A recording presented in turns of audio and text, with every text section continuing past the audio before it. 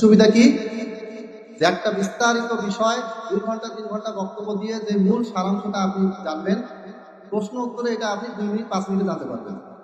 এজন্য হাদিসে বলা হয়েছে, আবু দাউদের হাদিস, ইন্নামা শিফাউ ফিল আইনি, অর্থাৎ মানুষ যখন কোনো কিছু জানতে চায় তখন সে যখন প্রশ্ন করে এবং উত্তরটা পায় তখনই তার জানাটা কি হয়ে যায়, পরিপূর্ণ হয়ে যায়। তার জানাটা, তার ভিতর যে একটা আগ্রহ সেটা তৈরি হয়।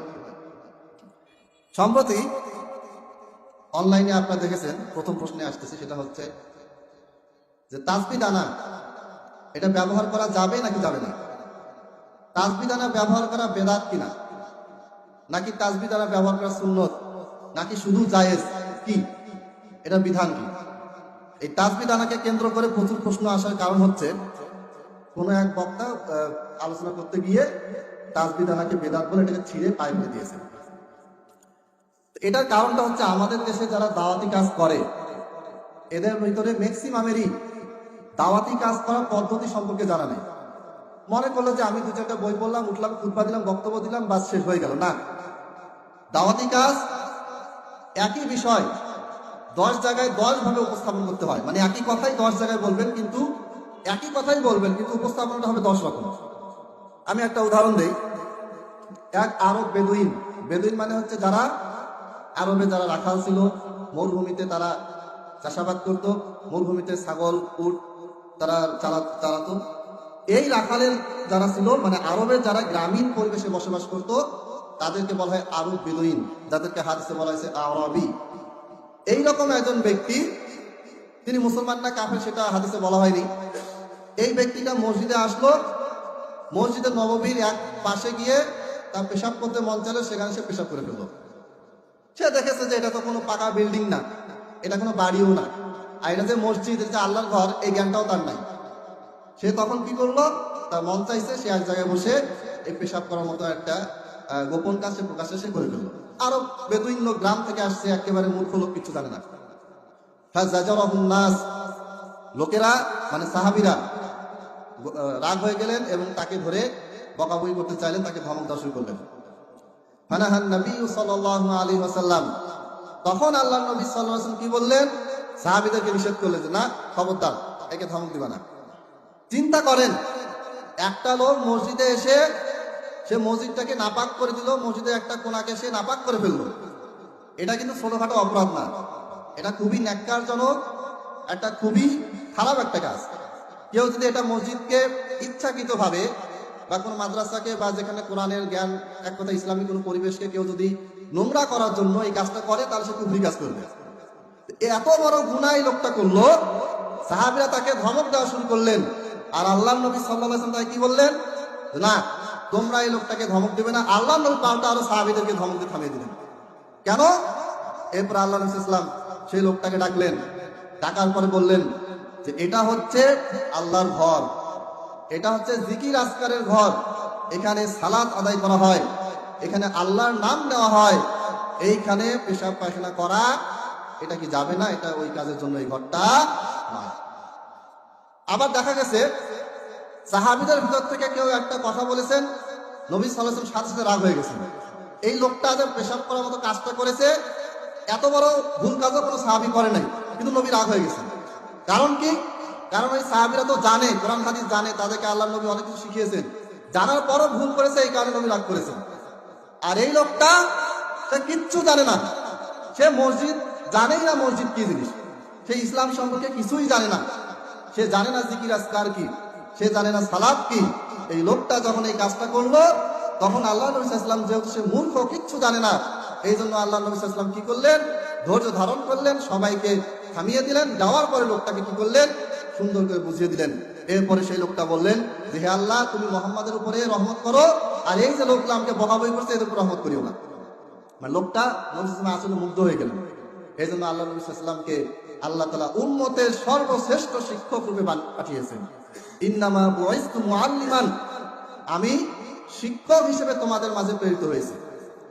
একজন দায়ী যখন তিনি কথা বলবেন, মসজিদের খুতবায় হোক, মাহফিলে হোক, ক্লাসে ছাত্রদেরকে পড়ানোর সময় হোক, দোকানে 8-10টা লোককে নিয়ে চা খাওয়ার সময় হোক, মাঠে ময়দানে যেখানে হোক না কেন, যখন আপনি দাওয়াতের কাজ করবেন, মানুষকে কোরআন এবং হাদিস বুঝাবেন, তখন আপনাকে কি করতে হবে? আল্লাহর নবী সাল্লাল্লাহু আলাইহি সাল্লাম এবং সাহাবীগণ তারা কোথায় কোথায় কিভাবে কোন পরিস্থিতিতে কথা বলেছেন, এটা আপনাকে কি করতে হবে? জানা থাকতে হবে। একটা সত্য কথা বলে দিলেন, এমন ভাবে বলে দিলেন যে মারামারি লেগে গেল না। হক কথা বলতে হবে, কিন্তু এমন ভাবে বলবেন যেন আপনার সাথে তার কি হয়, আরো সম্পর্কটা ভালো হয়, আপনি যেন আরো 10 বার তাকে হক কথা বলার সুযোগ পান। আপনি শুরুতে গিয়ে এমন একটা কথা বললেন, বা সে আপনার প্রতি মুখ ফিরায় নিল, তার কাছে দাওয়াত পৌঁছানোর মাধ্যমটা কি হয়ে গেল? বন্ধ হয়ে গেল। আমাদের এই সৈয়দপুরে একটা সম্মেলন হয়েছে, সম্মেলনে আসে বক্তারা আসে, সৈয়দপুরে বেদাত চলে, হে চলে, সে চলে, একেবারে দুনিয়ার কথা তো বলে শেষ। তারপরে সৈয়দপুরে আন্দোলন হলো, বাসের চ্যালেঞ্জ দেওয়া হলো, কত কিছু, ওদের আর কোনো খবর নেই। এরপর থেকে তারা এখানে কোনো সম্মেলন করতে পারেনি। কেন এটা হচ্ছে? মানহাজ, দাওয়াতি মানহাজ বুঝে না। কথা বলতে হবে হক কথাটাই, কথাটা বলতে হবে এমন ভাবে যেন মানুষ হকটা গ্রহণ করে। তারপর যদি গ্রহণ না করে, সেটা আপনার আমার দায়িত্ব নয়। যাকে বলা হয়েছে যদি না মানে, সে আল্লাহর কাছে জবাব দিবে। তাহলে এই যে বিষয়টা নিয়ে তোলপাড় হচ্ছে যে তাসবিহ দানা ছিঁড়ে ফেলেছে, ফেলার পরে পায়ে ফেলেছে, কাজটা ঠিক না বেঠিক, 100% ভুল কাজ। বেদাত কিনা পরের কথা, জায়েজ কিনা পরের কথা, সুন্নত কিনা পরের কথা, এই কাজটা যে সর্বসাধারণের সামনে করেছে, এটাই প্রমাণ করে যে আমাদের দেশে এমন এমন বক্তা, মূর্খ বক্তা আছে যাদের না আছে কোরআন হাদিসের জ্ঞান, আর না আছে কোরআন হাদিসের কথা কিভাবে বলতে হয় তার জ্ঞান। আর জনগণ তো মাশাআল্লাহ ওই সমস্ত বক্তাদেরকে বেশি ডাকে। যার জ্ঞান আছে বা নাই কোনো কিছু জনগণ দেখে না, জনগণ দেখে কে কত সুন্দর করে লোক জমাইতে পারে। তাফসির মাহফিল কেন? মসজিদের উন্নতি কল্পে। কেন ইমানের উন্নতি কল্পে এটা লেখা যায় না? মাদ্রাসার উন্নতি কল্পে কেন? ইমানের উন্নতি কল্পে, আমলের উন্নতি কল্পে লেখা হয় না কেন? তাহলে কি মাহফিলটাকে ওই মাদ্রাসার জন্যই করা হচ্ছে যে বিল্ডিং হবে, মসজিদের বিল্ডিং হবে এই জন্যে? আসল ব্যাপারটা কি? ব্যাপারটা হচ্ছে আমাদের নিয়তটাকে চেঞ্জ করতে হবে। আচ্ছা, এবার আসি মূল প্রশ্নে।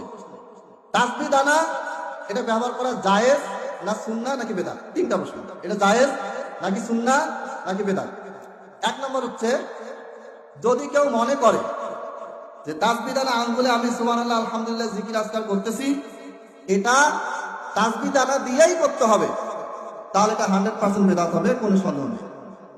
1 নম্বর। 2 নম্বর, কেউ যদি মনে করে যে আঙ্গুল দিয়ে তাসবিহ গণনা করা এটা সুন্নাহ, তবে আমি ভুলে যাই বা প্রবলেম হয়, এই কারণে আমি তাসবিহ দানার সহযোগিতা নেই, তাহলে এটা বেদাত হবে না, তবে কাজটা উত্তম হবে না।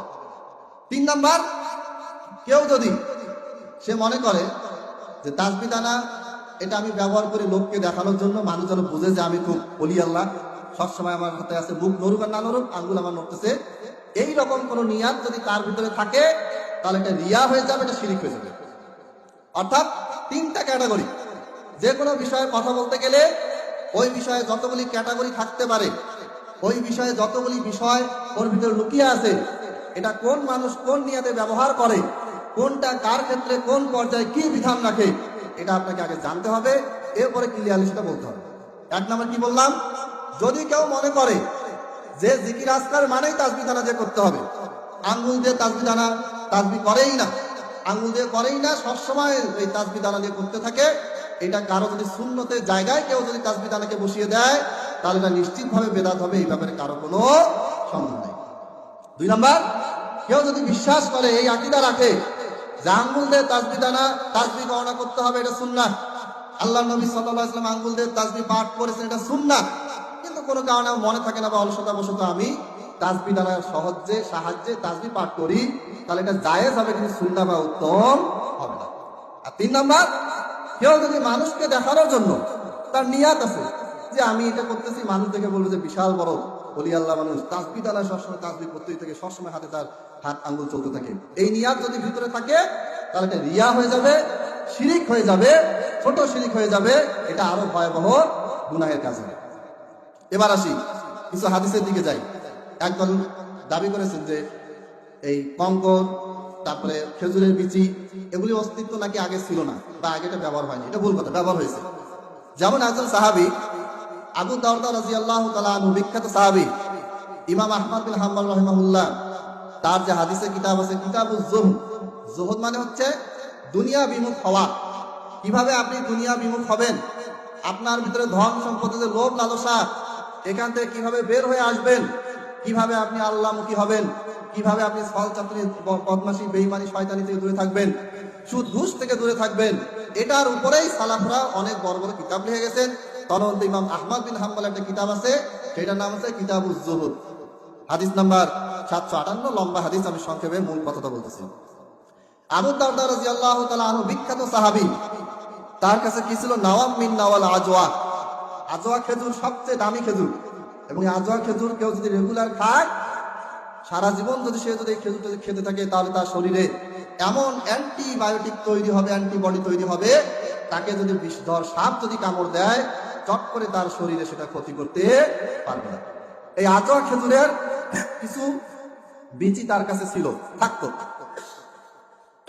আশরান আও নাহওয়াহা, এই 10টা 12টা বা এরকম অল্প সংখ্যক কিছু খেজুরের বীজ তার কাছে তিনি রাখতেন, ফি কিসিন, একটা ফলের ভিতরে। ওয়াকানা, যখন তিনি ফজর সালাত পড়তেন, পড়ার পর তিনি কি করতেন? বাসায় যেতেন, যাওয়ার পরে বালিশের কাছে সেই ফলেটা থাকতো, সেটা তিনি বের করে কি করতেন? তসবিহ পাঠ করতেন। এখান থেকে বোঝা যায় যে তসবিহ দানা আঙ্গুলের পরিবর্তে পাথর, কঙ্কর, ছোট পাথর অথবা খেজুরের বিচি, এটা ব্যবহারের প্রচলন আগে থেকেই ছিল। তবে এটাকে যেহেতু আল্লাহ নবী সুন্নাহ বলেন নাই, অন্যান্য সাহাবীরাও সুন্নাহ বলেন নাই, এমনকি আবু দারদা রাদিয়াল্লাহু তাআলা আনহু তিনি নিজেও যেহেতু এটাকে সুন্নাহ বলেন নাই, জাস্ট এটা আমল করেছেন, কিন্তু তিনি নিজেও এটাকে সুন্নাহ বলেন নাই, আমল করতেও বলেন নাই। এজন্য এটা জায়েজ হবে সর্বোচ্চ, কিন্তু সুন্নাহ বা উত্তম হবে না। আরেকটা হাদিস আছে আবু দাউদের 1500 নম্বর হাদিস, মিশকাত 2311 নম্বর হাদিস। এই হাদিসটা বর্ণনা করেছেন আয়েশা বিনতে সাদ বিন আবি ওয়াক্কাস, একজন মহিলা হাদিস বর্ণনাকারী, তিনি তার বাবা থেকে বর্ণনা করেছেন যে আন্নাহু দাখালা মা রাসূলিল্লাহি সাল্লাল্লাহু আলাইহি ওয়াসাল্লাম আলা ইমরাতিন, যে আমার বাবা আল্লাহর রাসূল সাল্লাল্লাহু আলাইহি ওয়াসাল্লামের সাথে প্রবেশ করলেন, আলা ইমরাতিন, একটা মহিলার ঘরে বা একটা মহিলার কাছে গেলেন। ওয়াবাইনা ইয়াদাইহা নাওয়ান আও হাসান, আর সেই মহিলার সামনে কিছু কি ছিল? বিচি ছিল, কঙ্কর ছিল। তুসাব্বিহু বিহি, সেই মহিলাটি তার হাতের কাছে থাকা কঙ্কর বা বিচি দিয়ে কি করছিলেন? তসবিহ পাঠ করছিলেন। ফাকালান নবী সাল্লাল্লাহু আলাইহি ওয়াসাল্লাম, আল্লাহর নবী সাল্লাল্লাহু আলাইহি ওয়াসাল্লাম বললেন তাকে, উখবিরুকি বিমা হুয়া আইসারু আলাইকি আও হুয়া আফদালু, যে আমি তোমাকে এমন একটা উপায় বলে দিচ্ছি, যেটা তোমার এই কঙ্কর দিয়ে, এই বিচি দিয়ে তাসবিহ পাঠ করা চাইতে তোমার জন্য বেশি সহজ হবে এবং তোমার জন্য বেশি উত্তম হবে। সেটা কি? সেটা হচ্ছে আঙ্গুল দিয়ে তুমি সুবহানাল্লাহ, আলহামদুলিল্লাহ এগুলি পাঠ করবে। তাহলে এই হাদিসটাকে কিছু কিছু আলেম জয়ীফ বলছেন, তবে হাদিসটা জয়ীফ নয়, হাসান পর্যায়ে গ্রহণযোগ্য। তাহলে বোঝা গেল যে আল্লাহ নবী সাল্লাল্লাহু আলাইহি ওয়াসাল্লামের জামানায় এইভাবে করে তাসবিহ পাঠ করার ক্ষেত্রে বিচি কঙ্করের সাহায্য নেওয়া এটা প্রচলন ছিল, কিন্তু আল্লাহ নবী সাল্লাল্লাহু আলাইহি ওয়াসাল্লাম এটাকে ডাইরেক্ট নিষেধ করেন নাই, এটা বিরুদ্ধ বলেন নাই, কিন্তু তার চেয়ে উত্তম পন্থা বলে দিয়েছেন। আর উত্তম পন্থাটা কি? সেটা হচ্ছে আঙ্গুল দিয়ে কি করা? তসবিহ পাঠ করা। আর এই কিয়ামতের দিন আঙ্গুল কি করবে? আল্লাহ তাআলার কাছে আপনার আমার পক্ষে হয়ে সুপারিশ করবে, হে আল্লাহ, আপনার এই বান্দা তার হাতের আঙ্গুল দিয়ে কি করেছে? আপনার তসবিহ পাঠ করেছে, আপনার প্রশংসা করেছে, আপনার জিকির আজকার করেছে। তাহলে যেহেতু এই জিনিসটা ওই সময় ছিল, কিন্তু আল্লাহ নবী সাল্লাল্লাহু আলাইহি ওয়াসাল্লাম এটাকে সুন্নাহ হিসেবে ঘোষণা দেন নাই, সাহাবীরাও সুন্নাহ হিসেবে ঘোষণা দেন নাই, বরং আল্লাহ নবী সাল্লাল্লাহু আলাইহি ওয়াসাল্লাম বললেন, এর চাইতে উত্তম জিনিস আমি তোমাকে শিখাই দিচ্ছি। আর সেই উত্তমটা কি? সেটা হচ্ছে আঙ্গুল দিয়ে তসবিহ গণনা করা। এই ব্যাপারে কোনো আলেমের কোনো দ্বিমত নাই। সমস্ত আলেম, আমার জানার মধ্যে 4 মাযহাব থেকে শুরু করে সমস্ত আলেম, পূর্বের সমস্ত আলেম তারা একমত যে আঙ্গুল দিয়ে তসবিহ গণনা করা সুন্নাহ। এটা হচ্ছে আফদল, সর্বোত্তম, এটা হচ্ছে আইসার, সবচেয়ে সহজ। তাহলে আমাদের বিশ্বাসটা কি? আমাদের বিশ্বাসটা হয়ে গেছে এরকম যে আঙ্গুল দিয়ে পাঠ করতে করতে আমার কি হয়ে যাচ্ছে? ভুল হয়ে যাচ্ছে, কঠিন হয়ে যাচ্ছে, এই জন্য আমরা তসবিহ দ্বারা পাঠ করি না। আপনি একবার আল্লাহর উপর ভরসা করে, আপনার বয়স যতই হোক না কেন, আপনি নবীর কথাটা মাথায় রাখেন। নবী সাল্লাল্লাহু আলাইহি ওয়াসাল্লাম বলেছেন, কোনো কিছু দিয়ে তাসবিহ পাঠ করার চাইতে আঙ্গুল দিয়ে তাসবিহ পাঠ করাটা বেশি সহজ, অতএব এটা আপনার আমার জন্য বেশি সহজ। হ্যাঁ, শেষ বয়স এমন বয়স হয়েছে কোনোভাবে কোনো কিছু মনে থাকে না, তাদের হিসাবটা ভিন্ন।